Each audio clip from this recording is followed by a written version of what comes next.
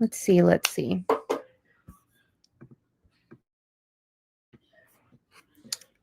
Hold on.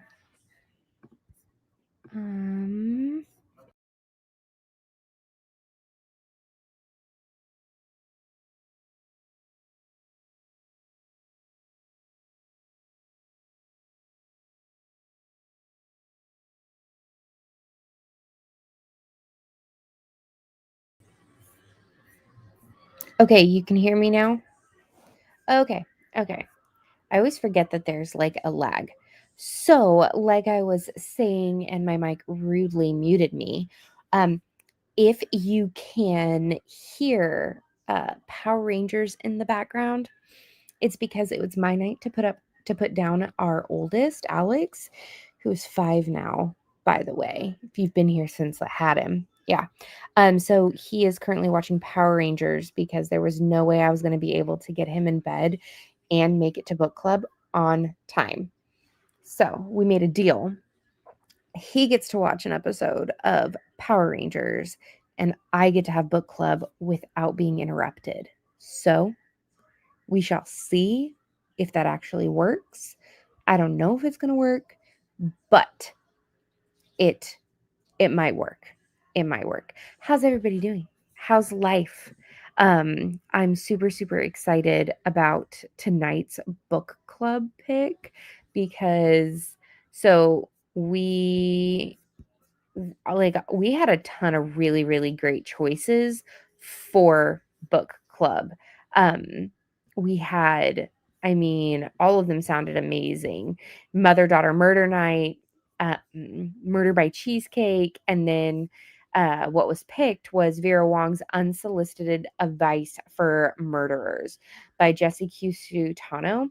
And so while I read the synopsis, I want to know what you guys thought. Give me your star rating, Cleo rating, or Penelope rating. She's over there playing. But let me set the scene. Vera Wong is a little old lady. A lady of certain age who lives above her forgotten tea shop in the middle of San Francisco's Chinatown. Despite living alone, Vera is not needy. Oh no. She likes nothing more than sipping on a good cup of oolong and doing some healthy detective work on the internet about what her Gen Z son is up to. Then one morning, Vera trudges downstairs to find a curious thing, a dead man in the middle of her tea shop. In his outstretched hand, a flash drive. Vera doesn't know what comes over her. But after calling the cops, like any good citizen would, she sort of swipes the flash drive from the body and tucks it safely into the pocket of her apron. Why? Because Vera is sure she would do a better job than the police possibly could. Because nobody sniffs out a wrongdoing quite like a suspicious Chinese mother with time on her hands. Vera knows the killer will be back for the flash drive.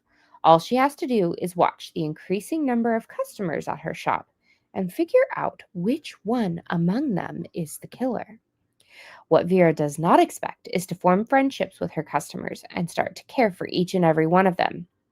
As a protective mother hen, will she end up having to give one of her newfound chicks to the police? Uh, Loving this month's book. Didn't finish as I got 2 jobs this month, Barnes& and Noble and library. Oh, wow. That's a lot. Loved this book, 5 Cleo Penelopes. Life's been crazy. Found out a family has blood cancer. Oh no, I'm so sorry, Christian. Uh, Goodness. I'm so sorry. Also looking forward to Mystery Fest next month. I I DNF'd after the first chapter because I was irritated by Vera, but then a fave book talker talked about it and I restarted it. Ended up loving it. 5 stars. That makes me so happy. Yeah, so this is my second time reading it. Um and I give the book 5 stars like hands down. I will say that like after reading this book, um Jesse Q. Sutanto has become one of my favorite authors when it comes to like this kind of mystery. She does have like, she writes a lot of thrillers too, but I've never picked up one of her thrillers, though I'm told that they're pretty good. Um, Monique, I loved this book, 5 stars. I love books with found family. Yes, I absolutely love found family, and this one does it so freaking well. First, what are your guys' thoughts on the fact that this was technically like, technically, it wasn't 100% a cozy mystery, right? Because even though we have our amateur sleuth in Vera, and she's an older feisty lady, and we've got, like, the feeling of, um, San Francisco and, like I think it's San Francisco, isn't that what it said? Um, she, like, there's a lot going on in this book that is not technically considered cozy. Um, there's more sort of like gore on the page, domestic violence, there's cursing, there's um it's a little bit just darker than a normal cozy mystery is.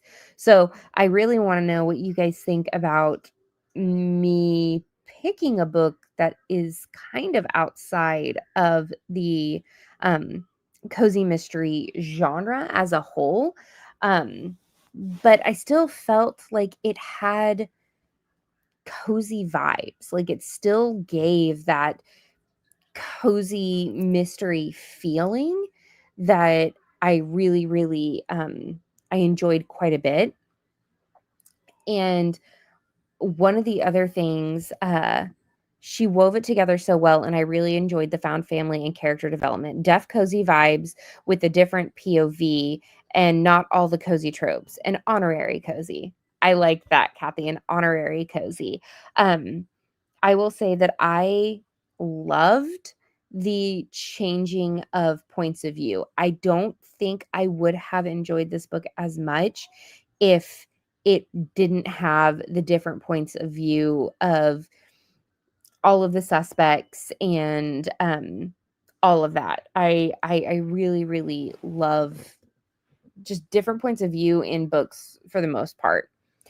I liked it. None of the things really stood out to me. It was really well written. Yeah, like normally you can see like, "Oh, I liked this, but I didn't really like this." When it came to this book in particular, I didn't have anything that I didn't like about it.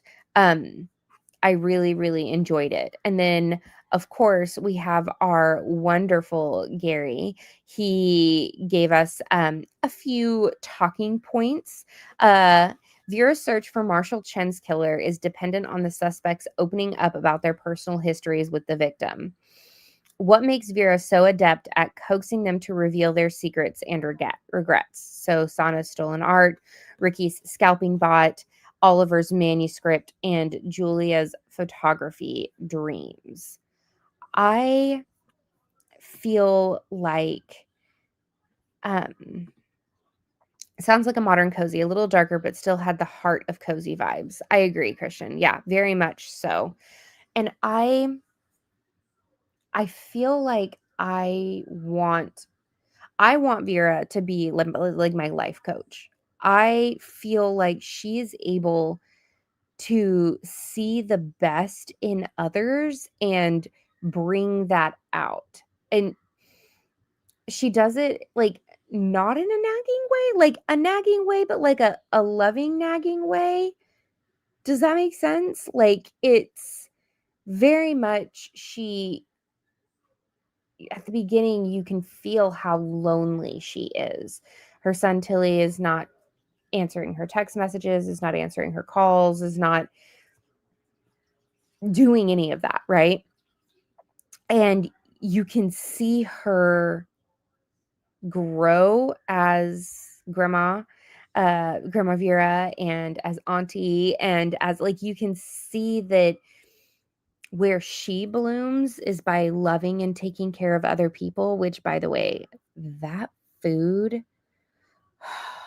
I wanted every single bit of it. And if you don't follow the author, on Instagram. She posts about the most amazing food in the world that she makes her kids. And I kind of wish that she was like my mom or my auntie, and I could literally just inhale all of that food. I kept wanting Chinese food, but like real Chinese food. Ugh, it also made me miss like Japan and Japanese food. I really, really liked that. Um, but what were your guys's thoughts on the rotating narrative? Was it too much? Because so we have Oliver's point of view, Sana's point of view, Riki's point of view. We have Vera's point of view. Um, and then Julia's point of view. Was that too many points of view, or was that like just enough, a sweet spot? Her determination inspired me. And oh my God, the food descriptions. I too want someone to come and cook like that for me. Right? Like it just, it sounded just so good. And I loved probably one of my favorite relationships in the book was Vera's and Emma's. My heart just like bursts for their relationship and like how they are together. I there there's always that line, right? Of like when you include a child in a murder mystery and when you don't, like what is that line? Like what is too much? But I think the way that Sutano described how Marshall was as a father, a horrible person, and the protective love that Julia gave Emma. And you saw just what um like Vera was able to do with Emma to get her out of that shell that she had used to protect herself from her, verbally abusive father. I I loved it so much. It just made my heart so, so happy. Um, I liked the different point of views you learn more about the characters. Yes, and like I feel like I could sympathize with them more as I learned more about them from their points of view. The POV changes sound like a mystery thriller setup. Lucy Foley likes to do that. Just an observation. I've never read a Lucy Foley, at least I don't think I have, but I like that. I liked all the POVs and that she used different POVs while still keeping people's secrets. And yes, her and Emma, and the descriptions of Emma made her sound so adorable. I just wanted to like squeeze her. Many chapters began with a self reflection from the various characters. We usually only get the sleuth's unspoken thoughts. Yes. And I loved getting like Kathy said, like their secrets were still there. They didn't just reveal everything that they were thinking all at once, but they you were able to sympathize, empathize with them, and I thought that that was a really well done. Like I was really well done. Um Sana's mother, a successful author, says the cure for Sana's writing block um uh, applicable to her painting is simply mind over matter. What is Vera's version of mind over matter as she coaches Sana and Julia to unlock their creative energies for painting and photography? I think that for me, one of the things that I really appreciated from Vera is that yes, though she's a Chinese mother, and while she was talking to Sana, she and Sana was like, describing her mom to Vera.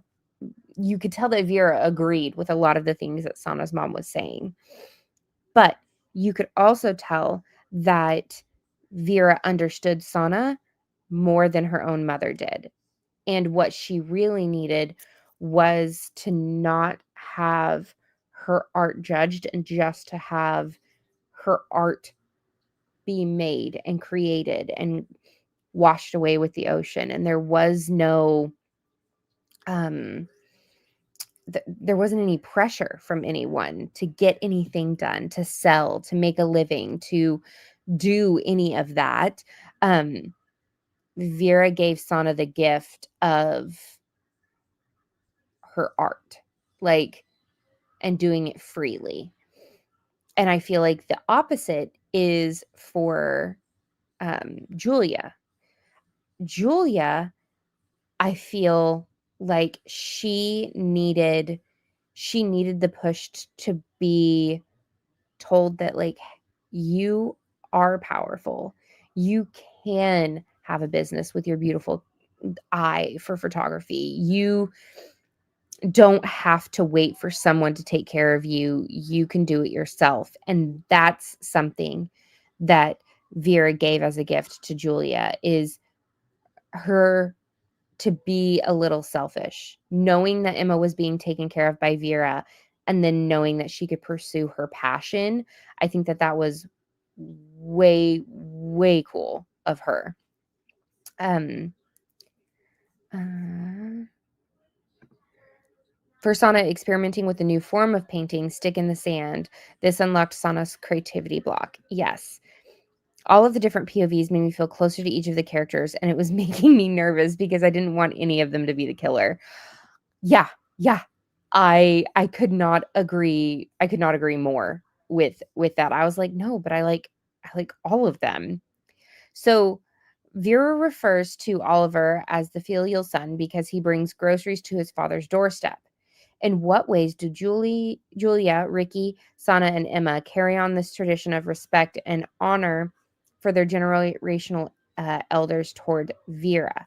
I think in the way that they take care of her shop, they get everything set up, they bring customers to her shop, um, they come over so that she can dote on them, and those type of things. I feel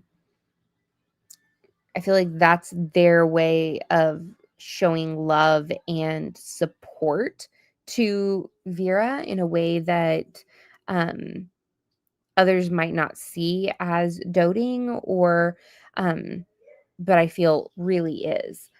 I also I I did not, so the first time I read this book, I did not figure out the whodunit. Um, and I only remembered, like, almost toward the end. What did you guys think of Alex being, I think it was Alex, being the killer, and him having killed his own son for, um, his cruelness? I was so thrown by that, and as a parent, I I don't like that. It just, whew, like, it hits me in the heart, right? Like, oh, I don't know. Vera stays in Julia's house. Very common for aging parents to live with younger generations. Very, very true, especially in Asian families. Um, I I can also see that. Um, but I was very, very surprised by the the murderer, but then also, I don't know, I guess I didn't, the knowing that Oliver was the bad son compared to Marshall, and that broke my heart. And just knowing that even though he was sort of locked out of the family, he was still able to bring food to his father's doorstep every single week, and find those little ways to care and show his love. It just, it was just so well put together, and I really, really felt for those characters. Um, Even though I knew that none of the newfound family could beat a killer, the Alex thing snuck up on me. Yeah, I was sad it was Alex, but I would have been sadder if it was one of the characters I really knew and liked. I agree. Yeah. So Vera provides unsolicited advice to her son Tilbert, and anyone else who would listen to her opinions and proclamations. Other than do not return to the scene of the crime, what advice do you think Vera would give to murderers? Um, she would probably say, don't get caught. Um, I feel like she would also just be like, don't do it in the first place. Just if you're gonna do it, then don't get caught. Do it right the first time, uh, because then what else are you? Um, what do you guys think? Like, what unsolicited advice do you think that she would give murderers? Um, Also, bonus question for CSI fans. The book includes wonderful case notes from Vera's notebook based on Vera's preoccupation with fingerprints and DNA. Do you think that Vera watches too much CSI? I love the fact that she drew on her floor with permanent marker around Marshall's body. I could not get over that. And like when the police walked in and they were just sort of like, "What what's this?" I thought it was great. But then like the other part of me is like, how would I react? I have read hundreds and hundreds of murder mysteries and thrillers, and I watch, NCIS, and I watch all of those things. And it's like, what would I do? Because you don't know what you would do unless you were in that situation, right? Like, I have no idea what I would actually do if that happened. I'd probably just cry and, like, not know what to do with my hands. Um, but yeah, I was very, very, very uh just I don't know. I just enjoyed it so much. On a side note, I was more than a little shocked that the bird nest tea contains actual bird's nest. I had to check the Google to make sure it does. See, and then like where am born and raised, right? It's like if you touch a bird's nest, you're going to get sick, you're going to get the bird flu, you're going to get rabies. Do not touch any of that. Like I just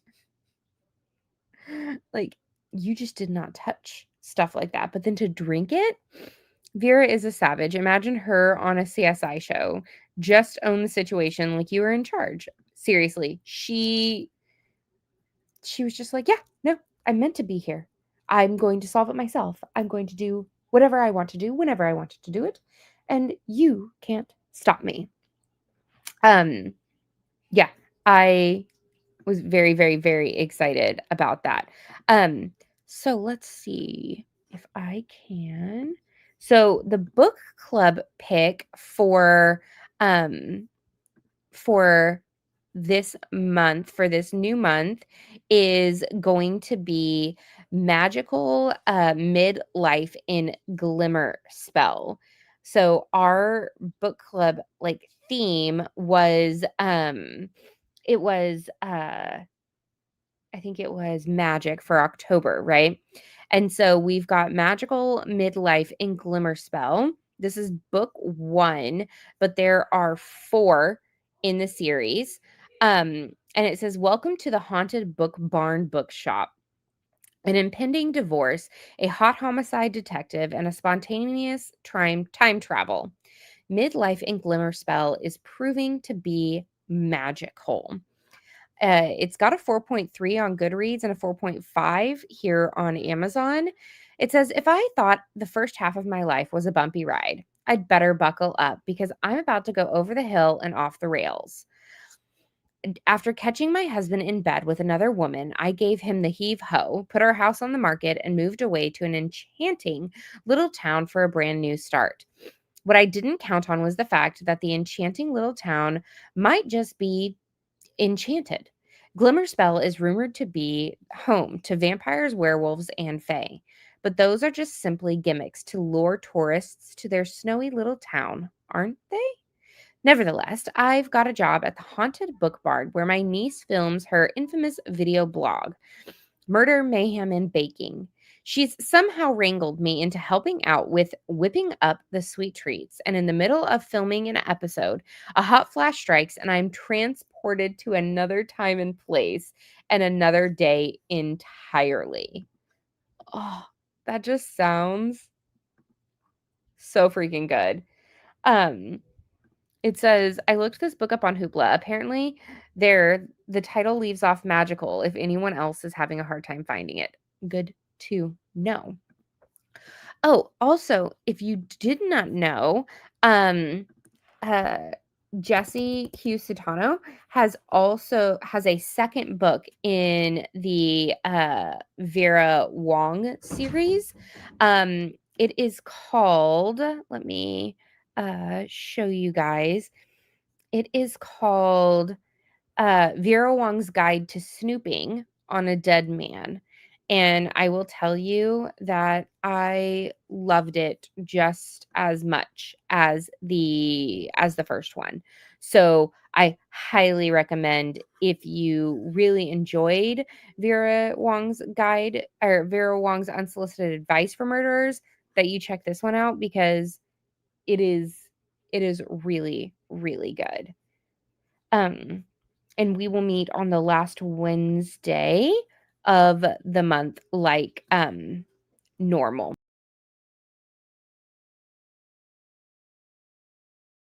Excited to see you guys and hang out with you guys, but I've got to go and put this kiddo to bed because it is a school night and we are now like an hour past his bedtime. I recommend reading the second book soon after the first. It has a lot of the new characters without much refresh on the original group. I had a hard time remembering who was who. I agree, Meg, because I read it right when it came out, but that was after the first book came out. So I had to sort of remind myself as well. Thank you so much, everybody, for coming. I am so excited. I will see you guys next time. And of course, in the comments, and you guys can always message me on Instagram and all of the things. But I hope you all have an amazing night and have fun with all the fall things coming up. Yes, good night and good month. Bye, everyone.